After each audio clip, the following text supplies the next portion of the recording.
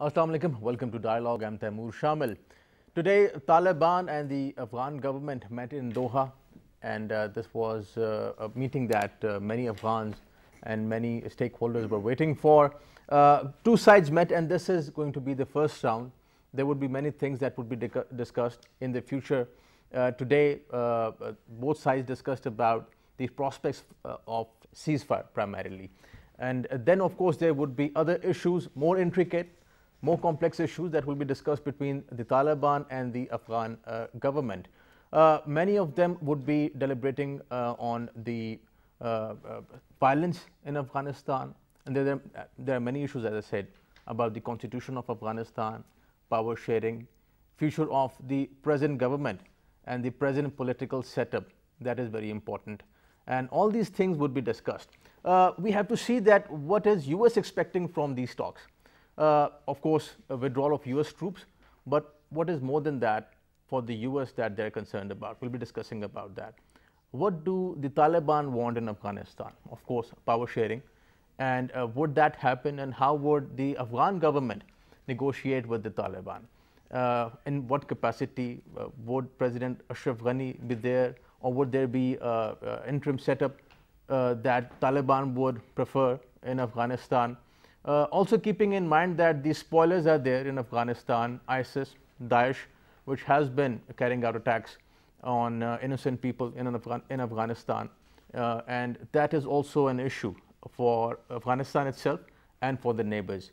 TTP, Jamaat al-Ahrar, Hizbul Ahrar are the new things that have been erupted in Afghanistan, coming up with more aggression towards Pakistan and other countries. We'll be discussing about that as well, but also keeping in mind that in November there are going to be elections in the United States, and a Trump administration would want the Taliban and Afghans to talk about peace and stability so that US can withdraw troops. Of course, there are domestic angles, US domestic angles to the Afghan approach back in the United States. We'll be discussing about all this with our special guest in the studios.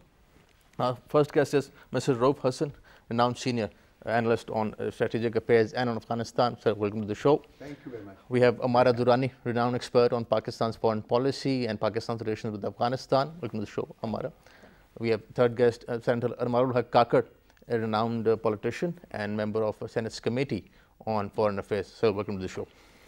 So, Sir Hassan, starting with today's event, talks between the Taliban and the Afghan government, what should we expect from these talks?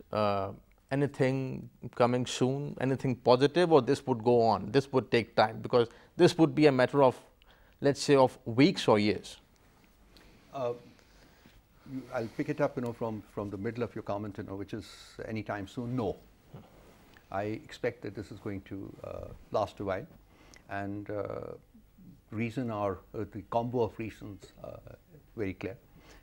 First and foremost is President Ghani, who is going to make his best effort to delay the talks till, or prolong the talks more appropriately till the election in the United States of America, because he's banking on a victory for Biden and a change of policy on the part of the US administration, contrary to the deal agreement that President Trump signed with both the government of Kabul and the Taliban. Right. So this has been his principal tactic, in the last 6 months also. If you remember, when the agreements were signed, the US government expected the talks to commence in March or April last, that's right. So it has been delayed by almost 6 months, and entirely because of President Ghani's intransigence, and the last factor being the refusal to release the prisoners. Right. By the way, those remaining 6 prisoners were also delivered in Doha to the Taliban, and it's only then that the talks commenced. There are multiple other factors, these last 6 months, which unfortunately were virtually wasted. I think all sane analysts, were hoping that President Ghani, would devote this time to creating a consensus within his own side of the government, basically his partners, other stakeholders in Afghanistan. But instead of creating a consensus among them, they stand extremely divided at this moment in time. In fact, there's division within his government, there's division between him and other stakeholders for peace in Afghanistan, there's division between him and the former President Karzai, and these divisions are also going to be, have a telling effect, on the outcome of the talks in Doha.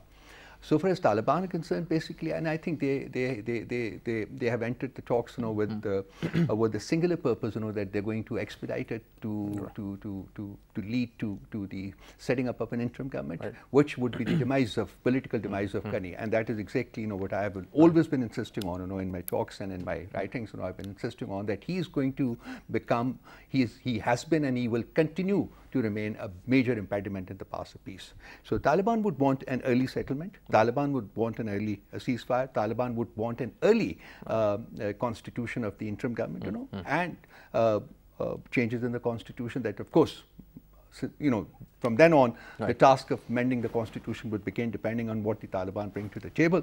So that's going to be another long process. But I don't expect, personally, that any quick outcome should be expected of these talks. So on the face of it, Umar, the positive thing is that Taliban and the Afghan government, they have met. But then there are currents and undercurrents in Afghanistan. Things are complex and intricate, as I said earlier.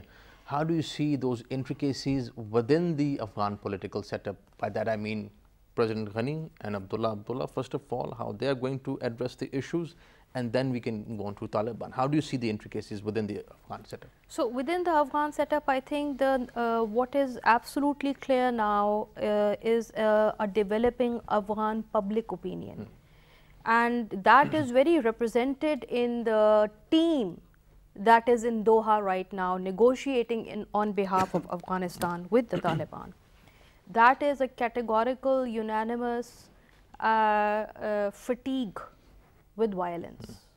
I think that is the overarching demand within Afghanistan, and on that both Abdullah and Ghani and all other competing factions within Afghanistan, I think, agree, because there is now an Afghan public opinion, and if an electoral system has to prevail in Afghanistan, then public opinion matters. There is also a tremendous, I think, if there is one international consensus on one issue, that is immediate, comprehensive and permanent ceasefire. That is Taliban versus the world. Beyond the need for that and the demand for that, I think there is greater convergence within the High Council actors led by Abdullah. And Abdullah is also garnering a lot of respect, support and acceptance and recognition to be representing the people of Afghanistan. President Ghani at this point in time, as we speak, is sitting alone in Kabul. The who's who of Afghan's political elite is in Doha right now. So that sense of isolation is there. But again, as I've maintained always in your show, you cannot underestimate the agency that Ghani still has, the cards that he still maintains. I think what is the determining factor here is that there is a greater alignment between the Trump administration and the Taliban.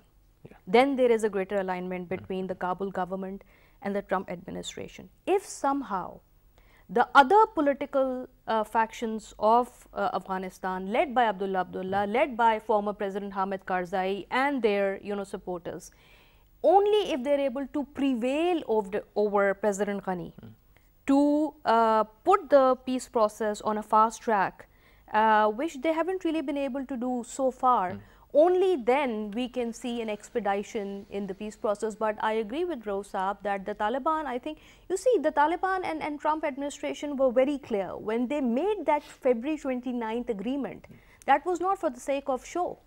There is a core fundamental understanding about power in Afghanistan that Trump and Taliban have reached.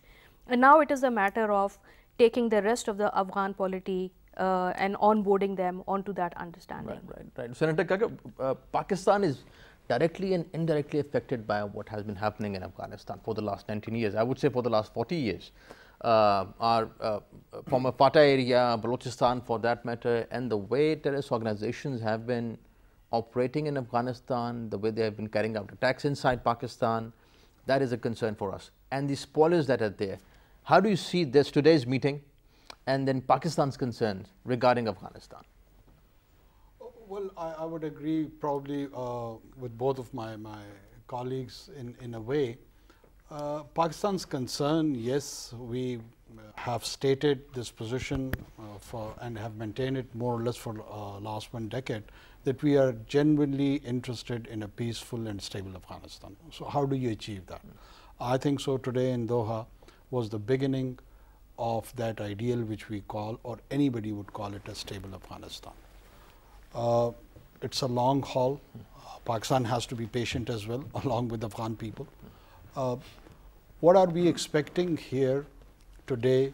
Would there be a ceasefire a day after tomorrow, in the weeks to come, months to come?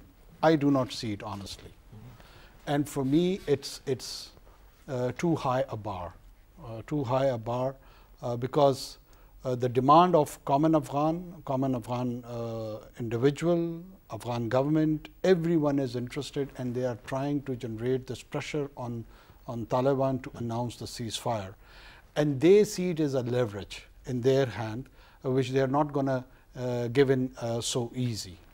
What they would gain in return, they would be interested to talk about the political system, whether it would be Islamic Emirate, whether it be a presidential form of government, whether it would be a parliamentary form of government, and at the end of the day, more importantly, who will decide what sort of governance or political system they will have. Stanekzai, in one of his interviews, indicated in BBC that the majority of Afghan people would decide that. So they are for some sort of mechanism, democratic mechanism, in which initially the system of the governance has to be agreed upon. But interestingly, that too is still vague. It's not vague. Taliban, It's neither vague. the Afghan government, they haven't talked about it. And even if you look at the opening remark of Mr. Pompeo today, he has said that we will not impose democracy on Afghanistan. But a word of caution that this would be a system which we would appreciate, which we would support, and our size and the kind of the manner of support you will receive would depend on your choices and conduct. So it's kind of a carrot to encourage Taliban and the rest to have that sort of a system. But at the same time, they have kept that balance and have kept it open, that it will not be imposed as it was seen earlier, that through barrel of gun, the value of ballot was imposed on Afghan society, which in a way is true also. I mean, Karzai, when he came to power in 2002, wasn't through adult franchise, it was through B-52 and its long history, which in Afghan context was pretty much normal, that the governments were changed for the last 4 or 5 decades through either coups or revolutions or killings, and through bullet rather than ballot. Now that society is transforming, and that transformation would be very painful. As Amara has indicated, now the public opinion matters a lot. There was a hashtag on social media, that what is my red line hashtag, from common Afghans and intellectuals and journalists and the rest. And they are trying to create sort of a political and social pressure, where in all these negotiations, every partner, be it international partner or national partners, they should hear the voice of common Afghan, that what do actually they want from these negotiations. And interestingly, it's human rights, women's empowerment, so on and so forth. And Loya Jirga decided primarily for these talks, and it was because President Ghani was still, many people think, Mr. Hassan, that President Ghani used the delaying tactics, perhaps he still does, and it was Abdullah who wanted to expedite the process. And even when it was being decided that how many members from the Afghan side would meet the Taliban, there was some sort of rift and push and pull on the 46 members of the High Council for Reconciliation. So there too we see politics within Afghanistan. How do you see President Ghani's delaying tactics, and do you think that this would go on, or would he go for a smooth transition of power, let's say? I said in response to your first question that I think he has been delaying the initiation of the intra-Afghan dialogue, and he is bound to continue delaying it till at least the elections are held in the United States of America. Because, as I said, I repeat myself, he is banking on a Biden victory.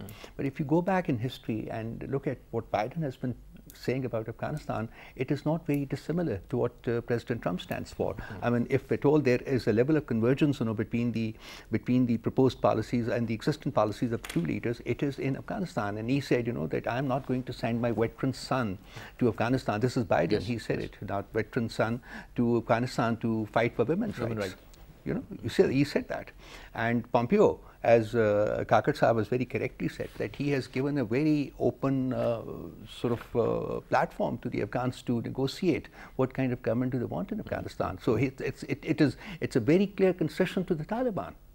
It is not a concession to the Afghan government, because the Afghan government, in spite of the controversial elections and elections which have never been accepted as genuine and which were held with respect to the ballot and all that, yet they stand for this Western democracy in Afghanistan, or this kind of democracy which is being practiced in Afghanistan, and the public opinion that Amara talked about also stands with that, that we will continue to have this system. So it could be like opening up the Pandora's box, if you would like to discuss Foreign Secretary Pompeo's statement in the larger context. Right.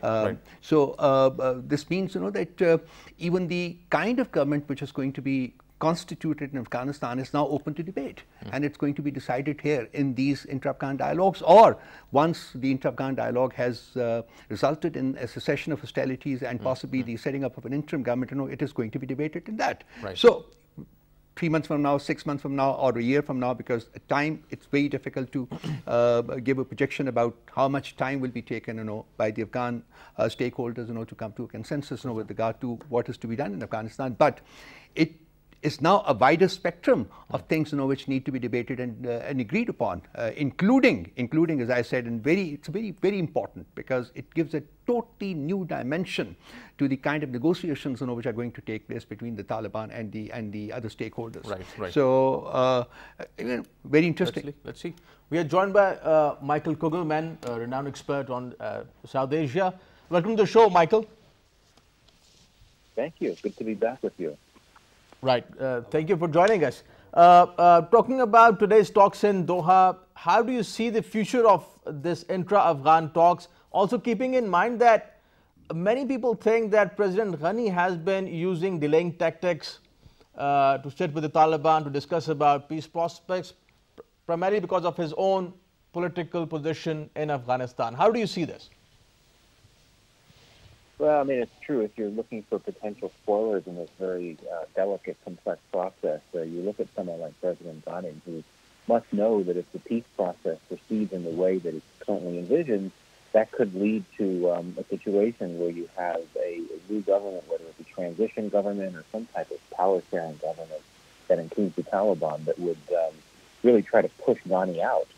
The Taliban has indicated a willingness to share power, but it's been consistent in rejecting Ashraf Ghani and those close to him. So one could argue that he may have an incentive to not necessarily move forward move forward as quickly as ideal, given his fears that his power could be jeopardized if this peace process is to move forward. I hope that's not the case. I hope that he understands that moving forward, leading his government, leading his country through this peace process serves the country in the pursuit of peace.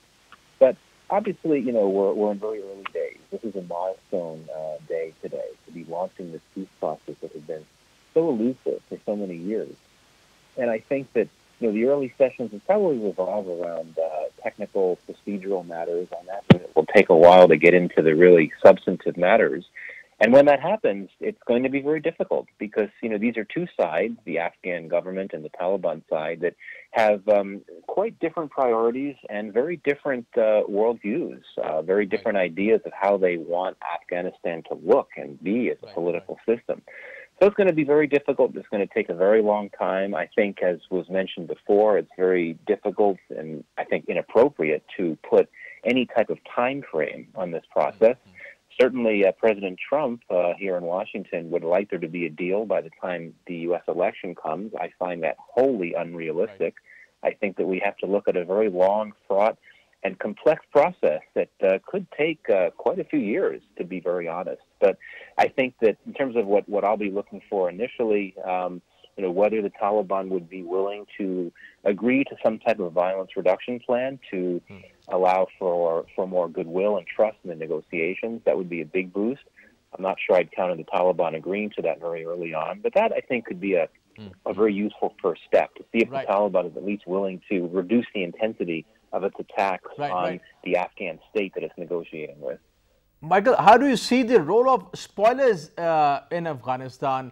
Pakistani officials have been vocal about it. There are other countries which are concerned about the rise of ISIS and perhaps other countries which have been supporting and financing terrorist organizations like TTP in Afghanistan.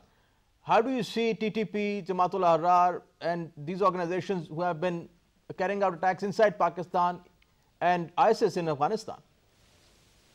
Yes, I mean, it is very important to acknowledge that, this is meant to be a comprehensive, broad reconciliation process involving all types of actors. But at the end of the day, you have many militant actors in Afghanistan that are not involved in the peace talks. And you've mentioned the key ones. I think that Daesh Islamic State is one of the key ones that will probably try to capitalize on the talks and not only perhaps try to ramp up attacks to the degree that it has the capacity to do so, but also perhaps to try to try to draw some of the more hardline Afghan Taliban members that oppose talks and bring them to the ISIS side. That's problematic.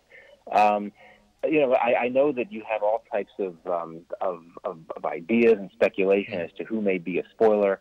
But I think that the fact that you had at this launch today, this launch of the talks, you had so many countries that were present in terms of having a senior official provide a virtual speech. And I know that in Pakistan there's frequently talk that India could be a spoiler, that it opposes talks. I think it was very significant that Dr. Jaishankar was made, as I understand it, that he was virtually present, and he was one of the many world leaders that gave a speech. I think it's very important to showcase the global consensus in favor of a broader peace process. So I think it's the non-state actors that we really have to worry about as spoilers. Certainly ISIS and some of these other actors that are there. I mean, you've got so many different militant actors in Afghanistan other than the Afghan Taliban. There's so many that could try to capitalize on a peace process to try to wreak havoc, and that really is very unfortunate. I hope it doesn't come to that. Right. Michael, thank you for joining us. Thank you for your time. We're discussing Afghanistan and today's meeting of Taliban and the Afghan government in Qatar. We'll continue our discussion on the Afghan political setup and the future of intra-Afghan talks, keeping in mind that this is a positive step. But the thing is that there are currents and undercurrents, complexities in the Afghan political setup. There would be negotiations, push and pull. What would be the future of intra-Afghan talks? We'll discuss about that after this break. Stay with us.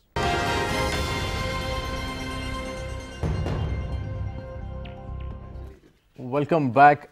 Looking at Afghanistan, we know that Afghanistan is primarily a tribal society, tribal setup which has its own way, own dynamics. Also, in last 40 years, we have seen the rise of warlordism in Afghanistan. Recently, in the last 15 years, we have seen several terrorist organizations operating in Afghanistan. TTP, Jamaat al-Ahrar, and Hizbullah are one of them, a couple of them. These terrorist organizations have been focusing on carrying out attacks on Pakistan, and they pose a threat not just to Afghanistan, but to Pakistan and other regional countries as well. Am I talking about the security in Afghanistan? That would be a major challenge, many people think, for the Afghan government. It is a challenge for the Afghan government, also for the Taliban, for that matter. Within Taliban, there are many factions. It is not a unitary, I would say, perhaps actor. There are multiple organizations inside Afghanistan. TTP is another group. How do you see the role of these terrorist organizations and the security of Afghanistan in the future? I think that is the #1 concern for any Afghan, as I said before. and it is now because of the role of ISS and TTP, which is, by the way, also the TTP factions have converged. Yes. You know, this news came out earlier this week. The timing is very interesting. So you're seeing, I mean, Michael makes an interesting reference to the non-state actors as becoming the real threat. Well, in this region, historically, there has been a very fine line between non-state actors and proxies. You know, the role of proxies, and which is why Pakistan has consistently put this concern on the table. You know, the use of proxies. And the ISS, TTPs, they are not just non-state actors, you know, they have been and are proxies. So, to kind of say that this is an isolated ecosystem where, you know, the neighborhood doesn't have to worry about, no, I think that is a big question mark, and we have to be very careful and concerned. I think Pakistan's position is legitimate. There are deep security concerns not only for Pakistan but also for other immediate neighbors of Afghanistan, including Russia, which was the first to question where the IS is coming from, you know, alluding to the possibility of them being as proxies. And I think this is going to be the big test for Taliban. If they are going to demand certain concessions, will they be able to offer that blanket security? Will they be able to overcome this threat of proxy / non-state actors who pose threat to the peace process? And I think this is where there has to be an immediate meeting of minds between the Afghan Republic and the Afghan Emirate. If violence is really the common threat, then there will have to be some kind of an immediate understanding so that Taliban can take up that role of ensuring, you know, greater security in Afghanistan. If that kind of concession does not come through, if that kind of meeting of mind does not happen between the Emirate and the Republic, then these kind of spoilers will continue to derail the process. Right, that's interesting. Senator Kaka, how do you see the role of these proxies, rightly said by Amara, not just non-state actors but proxies? How do you see the future of these proxies, keeping in mind that Prime Minister Imran Khan has been vocal about India's involvement? There is a very interesting news item in Daily Telegraph in which UK's Defence Secretary has said that the future threat would come from the proxies and it would be no military conflict directly, but it would bring military harm. So it is, they have said it in the Russian context and the Russian private mercenaries and the rest. But there is no doubt about that. The whole region would be facing a very serious challenge of these proxies, be it in the shape of TTP or ISIS. Indian role would be very important over here. It's not just Pakistan. After Ladakh context, do not forget that these proxies might be used in the context of Xinjiang and Uyghur issue. And India might have a very deep imprint, not just in destabilizing Pakistan, but also China and Iran also. So along with Russia, the whole immediate neighborhood or even the bit far neighborhood would be sensing this menace, this danger, and they have to come up with commonality. I don't think so that the Taliban on its own can shoulder such a huge challenge of countering this security threat. The whole regional countries has to come up with a common approach to respond to this, because the powers behind these proxies are not usual powers. So if it has to be India, then in the greater strategic design, probably it would go across Atlantic. The footprints might even go over there. And these proxies would be used against one another. If somebody is foreseeing a direct military conflict between US and China, I do not see that. But yes, proxies would be the answers, proxies would be the way, they would be the tools, and these tools are effective, they are more economical, they are less expensive. You can explain it in different manners. But you do see a future where you need to counter them. So counterinsurgency forces at a national level would gain more important, because they have got a very important role to play in the future. The local setup, Mr. Hassan, in Afghanistan is very important when we talk about the Emirates, let's say, or the constitutional setup in Afghanistan. it's a tribal society, Afghanistan. We also see warlordism. And if Afghanistan has to address these issues of corruption, massive corruption, terrorist organizations operating over there, consensus between Taliban and the Kabul government, it has to be a support from the people of Afghanistan. How do you see the fabric of Afghan society at the moment? Is the environment conducive enough for the political setup, democratic setup, or for the emirate setup? I would like to just talk about two things with regard to the non-state actors and the proxies. Yes.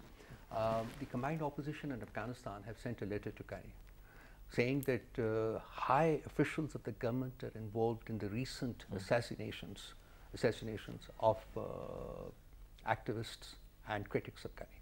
This is number one. They have sent a letter. It's by the combined opposition. That's one thing. And two, I'm sure all of us must have read about the fact, that under the leadership of Amrullah Saleh, they are trying to set up a militia kind of thing, which is being referred to as the so-called revival of what used to be the Northern Alliance.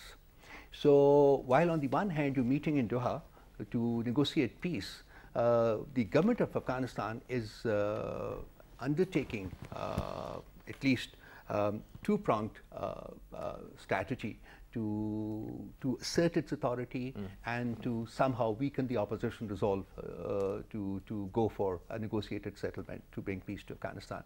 So once again, my concern is with Ghani and with the government of Kabul, and it is here that we have the induction of what we generally refer to as the proxies. The principal proxy is India. They are the ones basically. I mean, the revival or the setting up of this militia is not without the support, active support, and financial help of India, and that is happening because India is India feels that it has been wronged in Afghanistan by staying out of the mainstream of a negotiated settlement. They feel that they have been wronged, they have been kicked out, and they have problems with the Americans also. But that's a different discussion because we'll be opening another front. Let's not get into that. Whether the Americans are serious about, genuine about, actually quitting Afghanistan, or it is just a change of tactics. That's a different that's thing. important, and we have been discussing this Yeah. issue. We'll discuss about So this. that- But this Amrullah, please Yeah, go. yeah, yeah. Amrullah Saleh point is very important. It's very because important, President Ghani is not just President Ghani. He's also it's a matter of that agency that It is- Amara talked about. is- Amrullah Saleh is one of the backers of President Ghani, Afghanistan's vice president.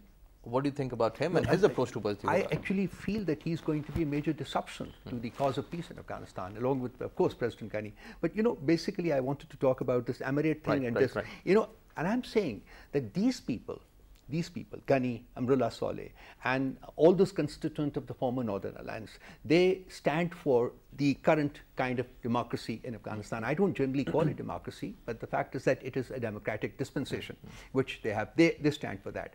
But a consensus is likely to be built around, and Pompeo, as we discussed in the last section, Pompeo has opened the platform, for a very, very, very broad discussion about what kind of government is going to be set up. So I feel that the likelihood is that they will transit a little away from the existing system to induct constituents of an emirate. So it's going to be an amalgamation. It's going to be a marriage of the two. But I think the weight is going to be put on the side of the emirate kind of thing, rather than this traditional Western democracy That's interesting. that they've tried to practice in Afghanistan and have failed to, by the way. That's very important. They've not succeeded at that because none of the 4 elections held in Afghanistan have been accepted by the broad spectrum of the Afghan people. And the last one being the most contentious. So none of the president has really been, in fact, there were 3 elections because the first tenure, of course, was with Mr. Karzai, that was without an election. So, you have issues. But I see the pendulum swinging more towards an Emirati kind of a thing than the so-called Western democracy that they have in Afghanistan. Mara, how do you see the Amrullah Saleh effect, I would call it? His say in the matters, his backing of President Ghani, and very vocal and critical about a lot of things, a lot of stakeholders in Afghanistan. Recently he has been tweeting about a lot of things, criticized also by Alice Wells. Directly. Directly, yes. Directly So how do you see that? My reading, as I look at Afghan opinion and social media coming out of Afghanistan, is to me the best indicator of how the Afghan public reacts to domestic political actors. Over the last couple of months, I've seen a decisive cynicism within the Afghan public opinion against President Ashraf Ghani and his supporters, and that includes Amrullah Saleh. The attack on his life, unfortunate, and it's very good that Pakistan was, I think, one of the first countries to condemn the attack on Amrullah Saleh, despite the, all due respect, poison that he's been spewing against Pakistan. I think that was a fantastic move. That may have given him a temporary, aura of being a hero. But I think how President Ghani and Vice President Amrullah Saleh conduct themselves as this peace process unfolds will determine their popularity in the coming days. It is important to note that from the government, it's the acting foreign minister Hanif Atmar who's representing the Afghan government and not the vice president. It shows that perhaps President Ghani's space is being constrained. And again, I would repeat the earlier point that I made at the start of the show. Unless the opposition within the Republic domain prevails over President Ghani and his supporters, they will continue to create obstacles. If Abdullah Abdullah and other political actors somehow are able to prevail over political conduct of the Republic, then we can see some headway. Otherwise, this kind of anarchic and disunity within Afghanistan will be problematic even for the Taliban. They will say, they can come around and say, well, who do we talk to? They are not united, and this is what they've been saying even today. Before the start of the formal dialogue, they made out the statement that this is not representative. Who do we talk to? So I think there is going to be greater public pressure on the government to deliver. Right. Yeah. And Senator Kakar, political chaos in Afghanistan can be detrimental for peace and stability in the region, for that matter. Taliban and Afghan government would talk, and this phase, there would be different phases. At the moment, they're discussing about ceasefire. By the way, keeping in mind that the violence continues in Afghanistan. In future, how do you see that these talks would go? And again, I would ask you that what would be Pakistan's major concern? Because in a recent statement, Foreign Office and Foreign Minister Shah Mahmood Qureshi, they said that Pakistan will always support a peaceful, stable, united, democratic, prosperous and sovereign Afghanistan as peace with itself and with its neighbors. So with itself, first of all, that is important. How do you see that? I mean, this stated position is in the realm of idealism. This is what we want. Is this, in terms of realism, is this what the situation is if you go for the ground, reality check on the ground? No, it's not. The issue is with the Republic particularly. Right. With Taliban, what problems and what challenges are, I think so everyone knows it, and it's clearly exhibited that how do they reconcile that the Afghanistan they ruled is no more the same Afghanistan. They have to take a different view. So this is one major challenge which they have to realize, and the world have to, the rest of the world has to observe them. The problem with the Republic is that if you go post 2002, their goalposts have been changing every year, more or less. Initially, they wanted to oust Al-Qaeda and Al-Taliban and fight terrorism, and then they wanted to bring democracy, and then they wanted to have women's empowerment, and then they wanted to be high on human rights and the rest. And when they failed in all of them, they wanted to be ultra-Afghan nationalists, and they started talking about Greater Afghanistan and Greater Pashtunistan and championing those causes. So all these goalposts are confusing the Afghan youth, the Afghan diaspora. They do not see a clear future, that how they would be at peace with themselves and how they would be at peace with the region. A minority which I feel is among the Republic, they want to give a blend and a color, that they represent the entire Afghan aspiration. Any Tajik is not interested in Greater Afghanistan or Greater Pashtunistan. Rather, they resist, resent, if not hate, the Pashtun majoritarianism within Afghanistan. Same is the case with the Uzbeks, same is the case with the Hazaras, with the Turkmens, so on and so forth. And amongst the Pashtun, the largest representative group, if not a legitimate one, but acceptable one, has emerged TTA or Emirati. That is primarily, though it is not exclusively Pashtun anymore, it does have representation from North and then the rest of the ethnic minorities also. But a large section of Pashtun society is being represented by Emirati group, by Taliban. So, are they interested in the Greater Afghanistan or they want Greater Pashtunistan? The answer is simple, no. So, Amrullah Saleh is an ultra nationalist who wants to be projected and remembered as someone who spoke and who did not surrender to the cause of Pashtun nationalism, which unfortunately, I would again say unfortunately, is merely based on rhetorics rather than representing a nation who has suffered 5 decades of violence, who has lost, if there were 2 or 3 million Afghans who have lost their life, around 10 million are refugees throughout the globe. They did not make this choice to have a Greater Afghanistan. I don't know why Abdullah Saleh does not recognize this. I mean, the whole process, starting from Khalq and Percham in 1979, it has been a different story. So, you cannot bring back those 2 centuries old rhetorics and sail it to the new enthusiastic followers of social media in Afghanistan, whether they are residing in London or Brussels or New York, anywhere for that matter. You know, what about the Pashtuns in Pakistan? Pashtuns, not a single Pashtun owns a 500-yard plot either in Kabul or in Kandahar. And 5 million Afghans want to reside either in Peshawar or Quetta or Karachi or Lahore for that matter, or Islamabad. They have got more stakes in Greater Pakistan rather than Greater Afghanistan. Absolutely. So the issue is, Amrullah Saleh is a lone voice. I don't think so. We should give him that importance. He's going to vanish. That voice is going to vanish as the nation state and its state service delivery would improve further in Pakistan. I interact with a lot of Afghan refugees being from Balochistan.